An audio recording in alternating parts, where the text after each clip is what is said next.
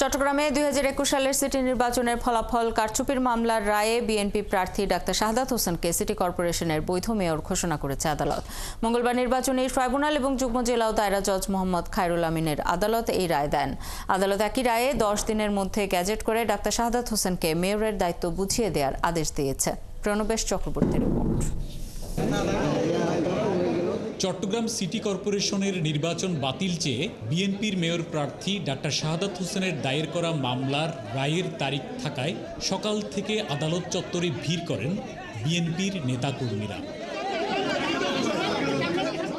দুপুর 12টার দিকে নির্বাচনী ট্রাইব্যুনাল এবং যুগ্ম জেলা ও দায়রা জজ মোহাম্মদ খায়রুল আমিনের আদালত ডাক্তার শাহাদাতকে চট্টগ্রাম সিটি কর্পোরেশনের মেয়র হিসেবে ঘোষণা দিলে আনন্দ উচ্ছ্বাসে মাতেন বিএনপি নেতাকর্মীরা।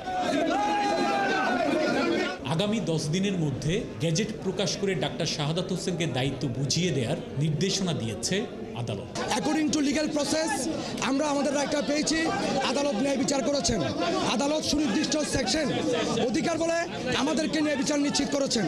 রায়ের ব্যাপারে সন্তুষ্টি প্রকাশ করে ডাক্তার শাহাদাত তার প্রতিক্রিয়ায় জানান, অন্তর্বর্তীকালীন সরকারের এই রায় প্রমাণ করেছে বিচার বিভাগ স্বাধীনভাবে কাজ করছে।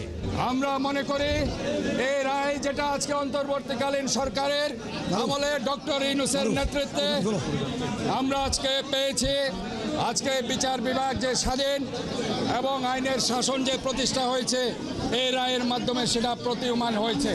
2021 সালের 24 ফেব্রুয়ারি চসিক নির্বাচনে কারচুপির অভিযোগ এনে ফল বাতিল চান মেয়র প্রার্থী ডাক্তার শাহাদাত হোসেন। কারচুপির জন্য তিনি আওয়ামী লীগের প্রার্থী রেজাউল করিম চৌধুরী, আঞ্চলিক নির্বাচন কর্মকর্তা মোহাম্মদ হাসানুজ্জামান সহ 9 জনের বিরুদ্ধে মামলা দায়ের করেন। এই রায়ে প্রাক্তন মেয়র রেজাউল করিমকে অবৈধ ঘোষণা করেছে। আমাকে নির্বাচন কমিশন সচিবকে বলেছে 10 দিনের মধ্যে চট্টগ্রাম সিটি কর্পোরেশনের মেয়র পদে বহাল করে আসীন করে ডিক্লারেশন দেওয়ার জন্য।